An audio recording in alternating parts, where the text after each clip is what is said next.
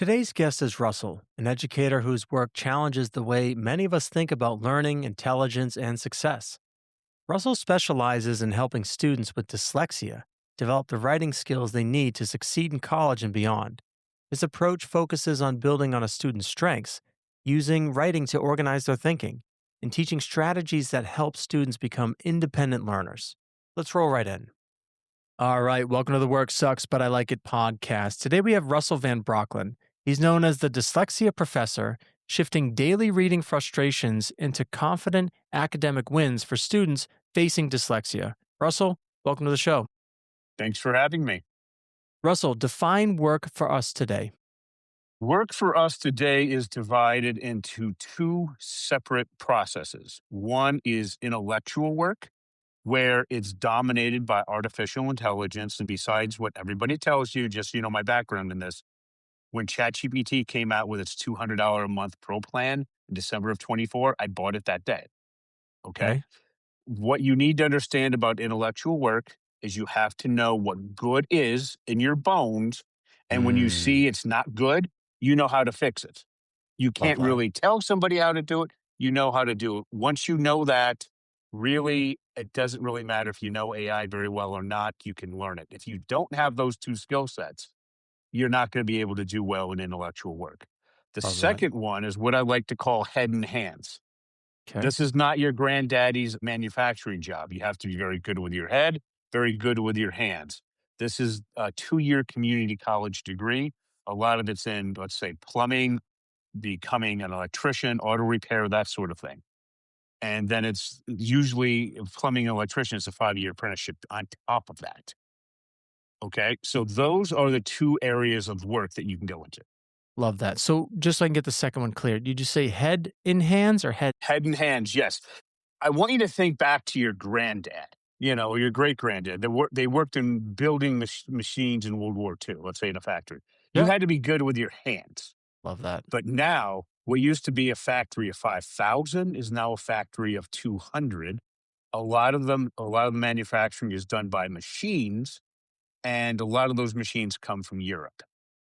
And it's literally called advanced manufacturing. How do I know this? I've been studying this for 25 years because the Tech Valley, Albany, New York area, the capital of our state, of New York State, literally has been at the forefront of this with Hudson Valley Community College. And the guy who quarterbacked that in my area, whose name was Jeff Lawrence, and he was one of my mentors. Oh, So it's super a cool. 2-year degree at Hudson Valley Community College. There's 5 or 6 companies wanting to hire each person that graduates. They start out making 40, 50,000. This was years ago to start. Eventually they can get over to 120 grand. And that was pre-pandemic wages. Love that. So these two types of categories of work, how do you integrate that into your work with dyslexia? Well, my whole point working with dyslexic students, my first major was economics. So I view education as a means to secure a real job that pays real money. So you can buy a house. So primarily when I'm looking at the dyslexics, what they're running into is they're having trouble with writing C-spot run to advanced essays. So I literally show them how to write. I usually bring them around through about 4 or 5 courses, which their parents teach the kids. All right. So it's affordable. And what we do is we train the parents to teach the kids how to go from they can't write anything to writing at a level that'll get them through at, let's say, big state U, let's say Ohio State, Penn State. Okay. But we show them how to do that in a community college because what happens, this will surprise you. A lot of times they'll go and I used to bring up the writing just to get through a community college, which isn't a lot.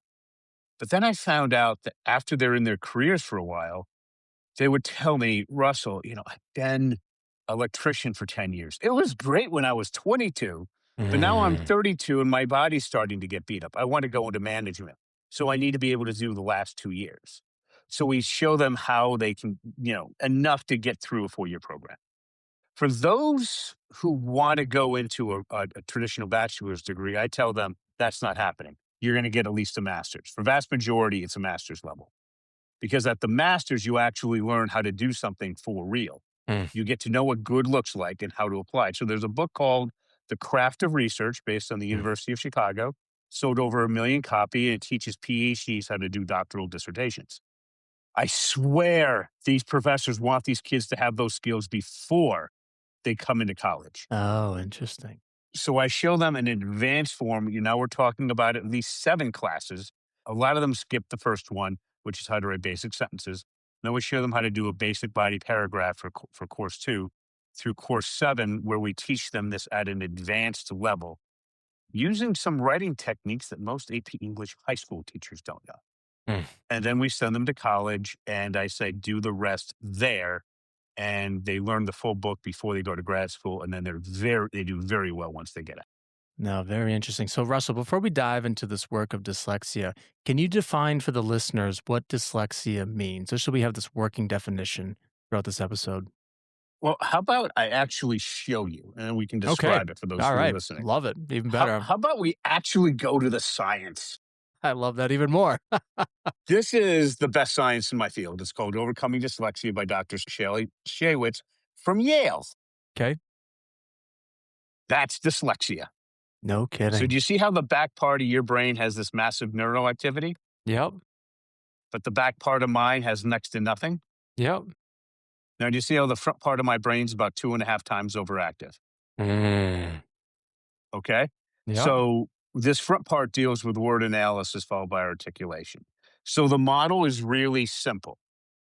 If you're going to work with dyslexic students, you have to have what I call an intervention period. If they're kindergarten through 3rd grade, I would simply contact Yale, Google Yale dyslexia, and ask, how do I fix the reading problems for K through 3rd elementary school kid? Because K through 3 in the United States, we learn to read. 4th and above, we read to learn. If Mm. you're 4th and above, you could go to, let's say, the Windward School in the Upper East Side of Manhattan. They take 4 to 5 years to solve the problem. That's $75,000 a year, but they're Mm. 98% successful. Wow. Okay. So, or you can use the front part of the brain like I just showed you. So, when you do that, the model is 3 steps. First thing that you do is you have to deal in the kid's speciality, their area of extreme interest and ability. If you don't do that, it will not work. Mm. So let me give you a very quick example. My most motivated kid I ever worked with, her name was Casey. I never saw this before. I will never see this again. Of the hundreds of teachers I taught, they will never see this. It's a one-off edge case. Casey was in 5th grade at the time, at the end, reading and writing at the 2nd grade level. She turned 11 over the summertime. She was interested in Theodore Roosevelt. So I signed her this insane book, The Rise of Theodore Roosevelt. Oh, Oof. 900 That's pages. a big one there. This is the big one. This is 10th grade to first year college level, depending on who you ask. It won the Pulitzer. Nobody recommended this to Casey. She just did it. She went up to her room, shut the door. I gave her a very simple process that she worked on for 3 hours a night for the next 6 months, most of the day during the summertime, like 8, 10 hours a day during the summer.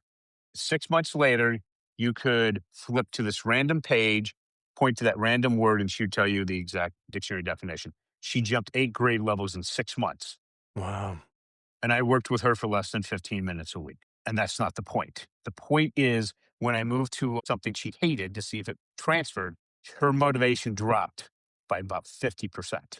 Most ADD, ADHD, or dyslexics, you get outside their speciality, which is everything, pretty much that a school does, you're down 75 to 90%. Your intervention will fail for that reason.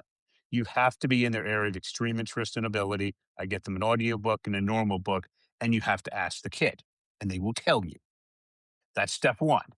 Number two, if you ask a dyslexic in their speciality, do they have ideas flying around their head at light speed, but with little to no organization? They're going to say yes. So then what we have to do is force the dyslexic brain to organize itself by using writing as a measurable output. Let me put that in English for you. Just so everybody knows, how far did you go in your education? For me, Yes. I'm working on my PhD right now. So I have my Okay. master's. So you're working on your PhD. So I'm going to ask you a question you should find very simple. If if if Bill Yeah. Gates came to you and said, "I'm going to pay you $100,000 for the next 2 weeks. I've cleared your schedule. You have access to a university-wide university library. You can ask no help, okay? No questions to anybody. I want you to write a 10th grade research paper on the following question. Mm. Could you do this?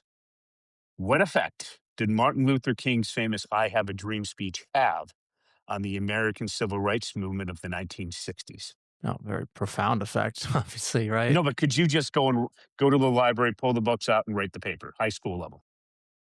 I guess I'd have to read what high school level was, but yeah, I would say yes. I feel like I could. Yeah, big picture, Yep. eventually going down to details. Yep.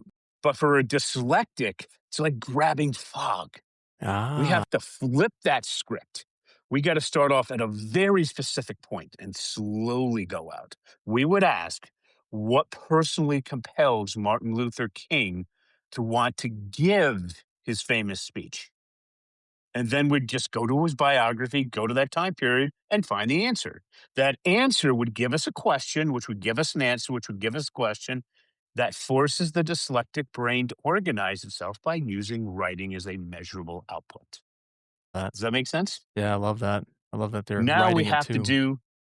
we have to go back to the science, word analysis. We have to go right here, front part of the brain. Yep. Word analysis followed by articulation. Now, there are two levels that I generally explain this. I think the second, the more advanced one, would be more relevant to your audience. So, just to make sure everybody understands where you are, you have a master's degree, you're working towards your PhD. Yes. What if I told you I could probably teach you a writing technique that you may not know about that could potentially actually show you how to improve your writing? I would love it. I'm always open to ideas to improving. Okay, just so everybody knows where this comes from, it's called The Craft of Research. Are you familiar with that book? I'm not craft of research. Have Nope. you You started mentioned thinking it. about your doctoral dissertation? I have very loosely, but yes. Okay, this is the number one book on how to do it. Perfect. It's Thank sold you. over a million copies in the past 31 years. Okay, so here's what we're going to do. We're going to use word analysis followed by articulation. And just so your listeners know how this could apply to them, you're thinking that your job sucks because the words trying to describe what we're doing suck. This shows you Mm, how to fix that. You love can it. apply that as version. So what we're going to do is I find the most effective way to communicate through this is using universal themes, and the most effective way to discuss that is a movie review. Okay. So I want you to think about a movie that meets these three criteria. You know it intimately, Okay. you think it's one of the best of all time, and everybody's seen it. What's the name of that movie? Oh, yikes. I guess like I'm gonna say Requiem for a Dream, but I don't think anyone's seen it. Requiem for a Dream works just fine. Now, I'm going to ask you a really tough question. Yep. I need you to reduce that movie to a one word universal theme that best represents that it's unique to your point of view. What's that universal thing? Addiction. Addiction. Okay. Now, here's the thing most people that are Gen Ed find it very hard to do that. Ah, They usually take 10 seconds to 60. A dyslectic will do it instantaneously. cool. There are some people that I call full brain, and you're probably one of them, that have the ability to do the standard Gen Ed AP stuff, plus Mm, what a dyslectic can do in the front. As I said, I call it full brain. yeah. That's probably you. All right. Now, what was your universal theme again? Addiction. Addiction. Okay. Now, if you were to write a review on this, you would write how do the main actors do with the universal theme of addiction? How did the director do? How did the screenwriter do? Problem with it is it's a broad brush. Mm, Okay. We need to get something much more specific. That's how we do things in the 2020s. So, how do we do that? When I came across that question, I went to professors and I said, who is the best person to communicate anything in writing in English history? And mm. they all said the same thing Shakespeare. So, Really? yes, just communicating any concept, anything, any story in English. That's what they told me. So I'm just going to take their word for it. Yeah, So no. I'm going to kind of traumatize some of your audience for a moment because we're going to go back to high school English just for a moment. I want you to think of any Shakespeare play you ever read. You have the hero. Hero wants to do something based on one or more universal themes. Then you have the ultimate villain, which was a character followed by adding some concepts and some universal themes. They would try to stop the hero from accomplishing their goal. They would have a conflict in Act One, go escalate like crazy in Act Two, resolve in Act Three. Sound familiar? Yep. Oh, yeah. Okay. Well, we're going to simplify that, and I'm going to show you how to actually teach dyslexics to read as well as how to go through and actually do this properly with word analysis followed by articulation. And in articulation, I'm going to show you a writing technique I think you haven't discovered yet. Cool. Let's do it. Okay. So first thing that we're going to do is we're going to take, let's say they like the movie script that you really liked. Yep. We're going to use that as that script as our written document. Okay. Let's say that's their speciality. You can do this at the middle school level, the high school, the college, and the grad level. First thing we're going to do is we're going to have the dyslexic student pick out their hero. And then we're going to have them write as many paragraphs as they can. I prefer a minimum of 5. I would prefer over 20. We Mm. have another course on a platform called scalable.com where we show parents how to teach their kids to do basic body paragraphs. I'm assuming that's done. So then they go and type out as many paragraphs as they can, given those length limits. For each sentence, they're going to pull out the most important word, type out the word, then go to Merriam-Webster's online dictionary, pick their definition, and type it out. Please note, this is not an iPad. This is not an iPhone. This is certainly not handwriting. This is a laptop or a desktop with a real keyboard. Gotcha. Yeah. Okay. So then they're going to do that for each word, for each of the most important words from each sentence in the paragraphs. Then they're going to pick which one they like the best.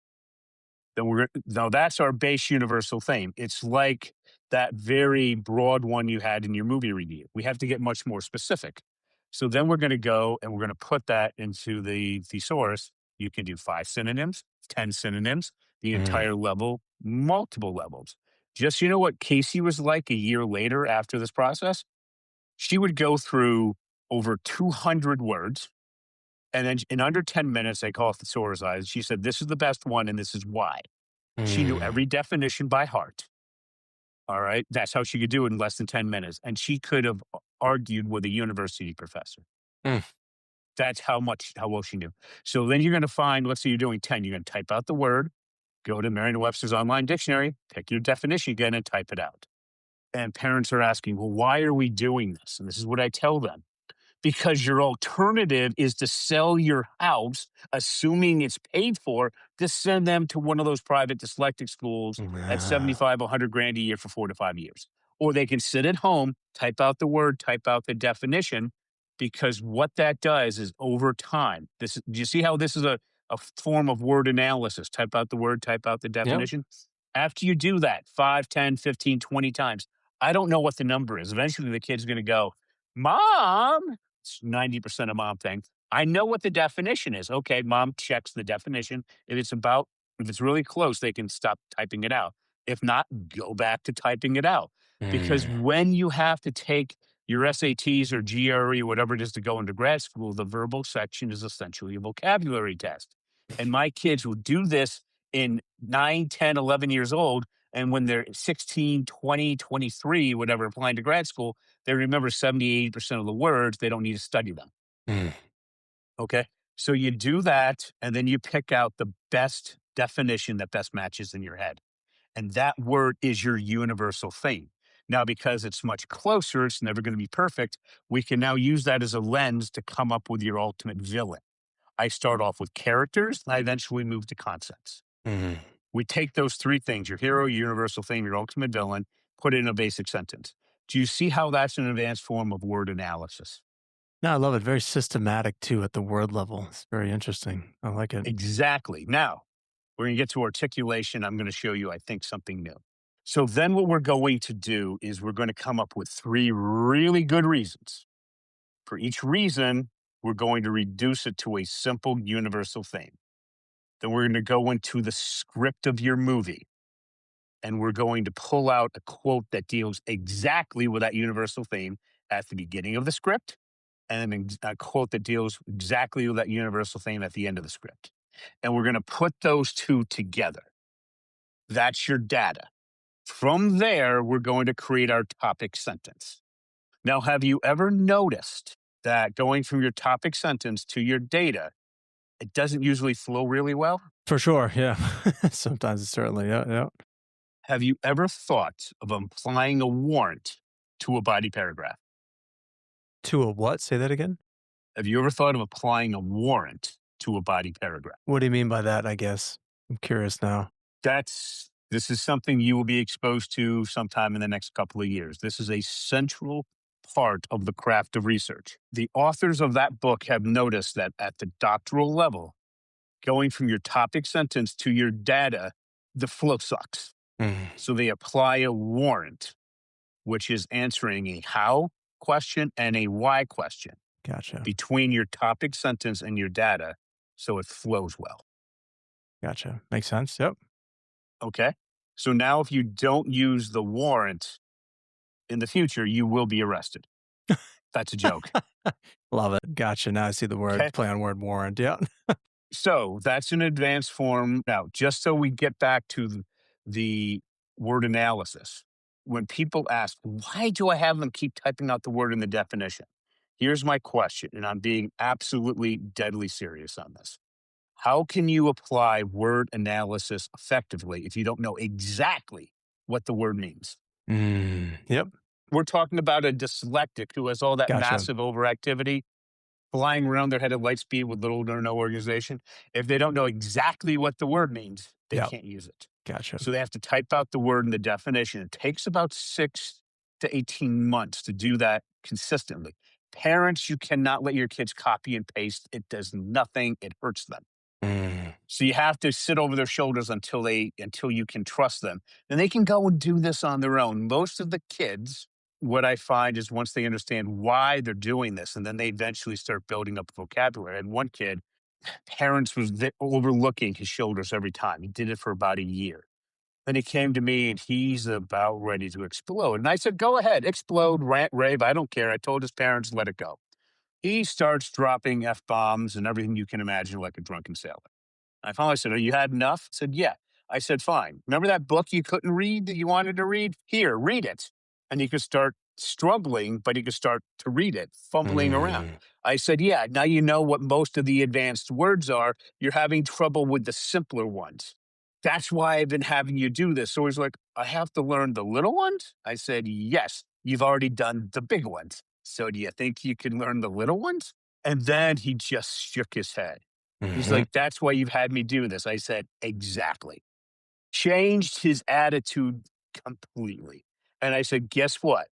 Do your parents own their house?" He said, "Yes, they actually own the whole thing." I said, "The other solution is they sell that house, mhm. become permanent renters so you can go to boarding school to fix this. Or you can sit down and use that computer and it's going to cost them electricity." Yeah, that got through. Gotcha. So, Russell, you showed us a picture of the brain with people that have dyslexia and then people that don't. I guess what you're alluding to is sort of this idea of plasticity. Is there a way, is that what you're kind of getting at with this repetition in the work of writing these things out? Are you changing the way the neurons are firing or should be firing in the brain with all this work? Yeah, I just look at the front part because that's where the work activity is. Yale told us it's word analysis followed by articulation. So I had this really crazy idea. Why don't we follow what Yale showed us works a lot better? Why don't we give Michael Jordan a basketball instead of a hockey stick? Okay. Just this weird idea. And then as I was going through that, I found out that number one, it's the kid's speciality, and then second, it's specific to the general, not the other way around. How did I know that? Well, I'm dyslexic. I can try it on myself, and then I can go and Mm. talk to other dyslexics. And then over the course of 20 plus years, I found a pattern that emerged. I love that. So, Russell, I want to go back, and I really like this kind of story, and you kind of touched on it already. You started in economics, and now you're doing this work in dyslexia. What made you see this work that you need to do now today? I'm gonna guess, like, explain. I Yeah. was not supposed to be doing this. All right. Yeah, you're going to find this real. Most people don't believe this, but this actually happened. It was the late '90s. I was finishing up college, and I had this inkling I wanted to know how laws were made. Not some class I wanted to know. So I did this absolutely insane thing and I signed up for the New York State Assembly internship program.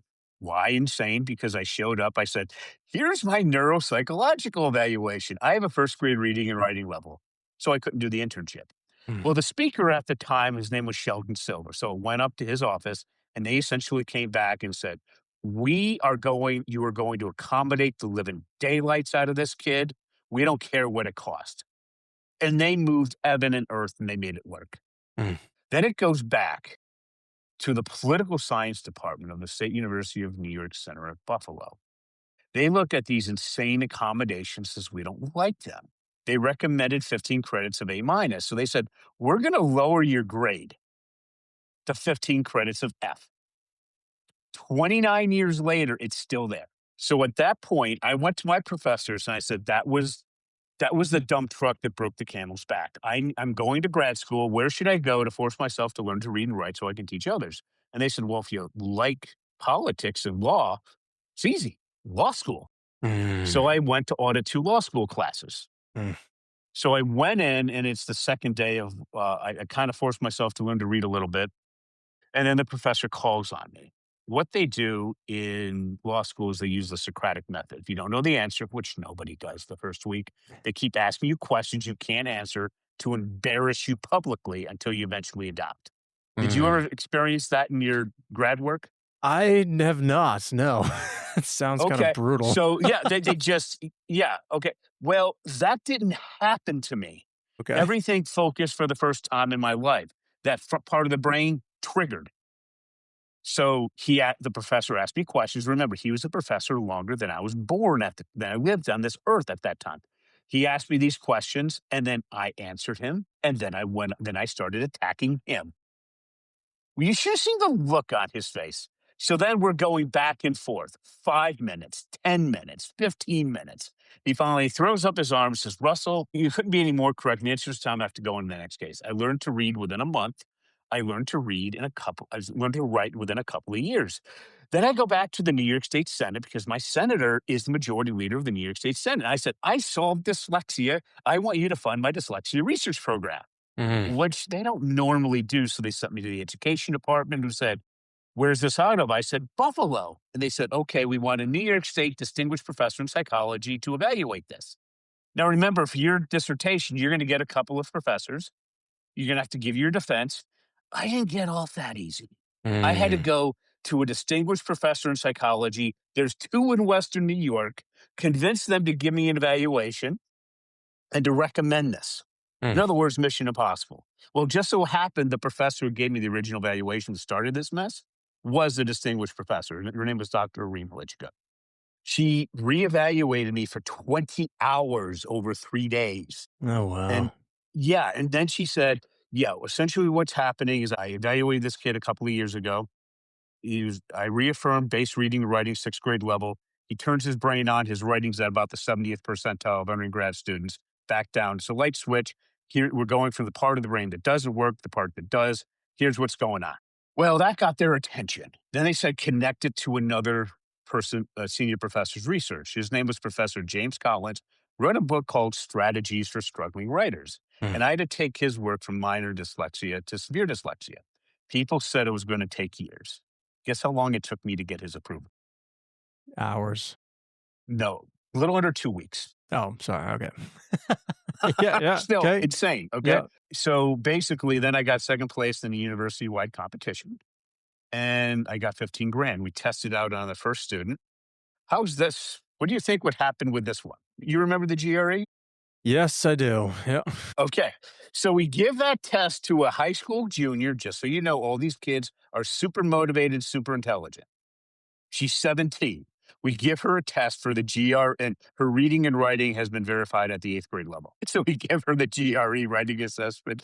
Guess what percentile she scored on her pretest? 0 percentile. 5 months later, she scored on the 50th, around there.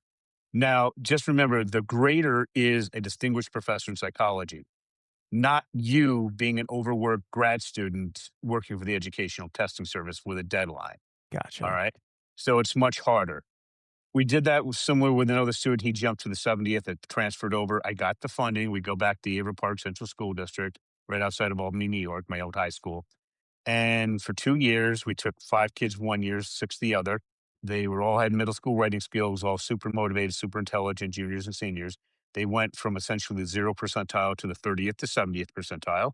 They all went on to college, all graduated GPAs at 2.5 to 3.6.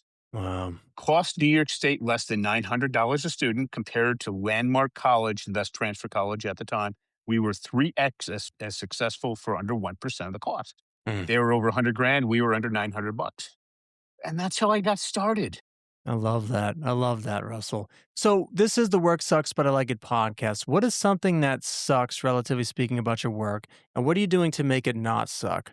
It's dealing with the darn school districts. Okay. Yeah, for funding or So whatever else. no, no, no, no. Oh, It's just.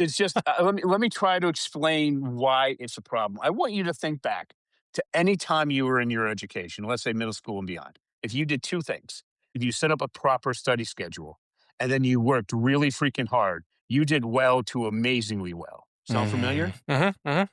Okay. Well, that's because schools are set up for the back part of the brain with this massive neural activity. The back part of the dyslexic brain has nothing going on. We have to shift to the front part. So Gotcha. that means, trying to focus on the kid's speciality, not going general to the specific, but the specific to the general. They don't want to change that much. Mm. Okay. What the insanity of this, just, like with Shark Tank. Have you ever watched that show? I don't own a TV, but I've heard of the show. I think I kind of get it, but go ahead. There are 6 sharks. Dyslexics make up 5 to 10% of the population. How many of the 6 sharks do you think are dyslexic? 5 to 10. So just one or 3. three of them. Wow, half. Okay. Barbara, Damien, and Mr. Wonderful. The Wow. bald guy who was in an education company, what he said was he used to spend 90% of his time working with school districts for 10% of the revenue. Parents for 10% of the time, 90% of the revenue. It is such a mess. I met with a New York State elected official in the legislature with Evelyn Whitebag. She's my co-author in a forthcoming book, If You Write, You Can Read. She was Right. on the New York State Dyslexia Task Force as one of the 2 to 3 teachers where they tried to redo K through 5 throughout the state for a year. She had 2 members of a board of directors of a New York State dyslexic organization, Mm. okay, an non-government organization, not for profit. And the elected official, where they're simply asking, how can a rich suburban school district be so bad over generations? So the elected official called one of the superintendents, said, I might even be at this meeting. They swore they were going to have this big meeting with everybody that's important. Then it went to an online meeting, and then it went to like 2 people. Mm. They blew us off. Trying to get into the public school system where we can, because we're literally spending, just see what the numbers are. We're spending about 32 grand per kid per year on average in New York State. Okay. The special ed, which is the closest thing I get to dyslexia, is an extra 20,000. If we could get this solved and maybe just drop it to 5,000 instead of 20, that's 15,000 a year. We do that for 5 years. That's a savings of 75 grand per kid. Wow. Love that. But Staggering numbers. times 1,000 kids, you're talking huge money here, billions over time. But can we get a meeting? It takes Evelyn and I a day to train the teachers. One day. My competition is 2 years. Gotcha. Wow. So, Yes. Russell, one thing we like to say on the show is that success is not a matter of good luck, it's good skills. As you navigate the sucky parts of your work and all these other things, what would you say is the one skill that you could attribute to your relative success with this work? Well, it works really good with parents. Let me just say that's where we spend most of our effort. It's having them talk to other parents. The moms talk to other moms who have been through this. And that is the most powerful thing. If I'm dealing with Wow. teachers, I have them deal with other teachers. What I learned very early on is when I presented this in New York City in 2006, I was going to go with Dr. Barnett, who was the chair of the communication department at Student Center Buffalo. He said, no, you want Averill Park to go down with you. So we took down the teacher, the disability head, and the head of disability services. And they spoke directly to their colleagues, one Mm. on one. And that's when I learned that teachers don't give a rat's knows about a $5 million Harvard NIH funded study. They want to know what their peers think. So when they would ask, Mm, what's motivation? And the chair would say, yeah, that was a good one. This is how we figured it out. And the teacher asked, well, how did you deal with this? And the teacher would go, yeah, that was an interesting one. This is how I figured that out. Here's how you do it. And I was not prepared for a lot of people willing to buy the curriculum at that point. mm. I just, it was a huge learning experience. Gotcha. Russell, it's been a pleasure having you on the show. If listeners want to learn more about dyslexia and the work that you do, where's a good place for them to land?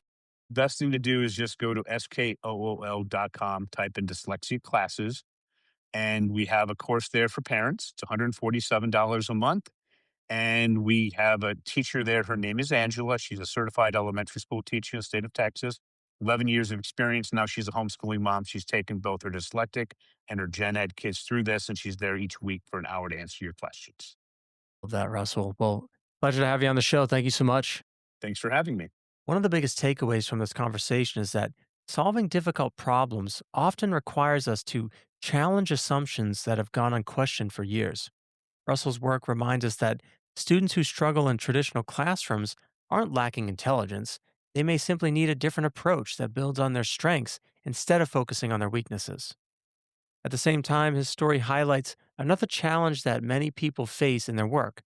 Sometimes the hardest part isn't developing a solution, it's convincing others to give it a chance. Whether you're an educator, a parent, or someone passionate about improving the way we learn, I hope this conversation leaves you thinking differently about potential, perseverance, and the impact one person can have by refusing to accept the status quo.